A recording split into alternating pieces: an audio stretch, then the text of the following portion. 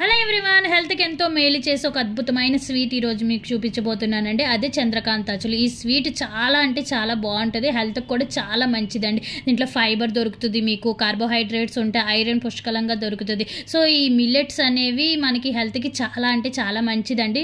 దీన్ని little millets అంటారు and సామబియ్యం కూడా అంటారనమాట.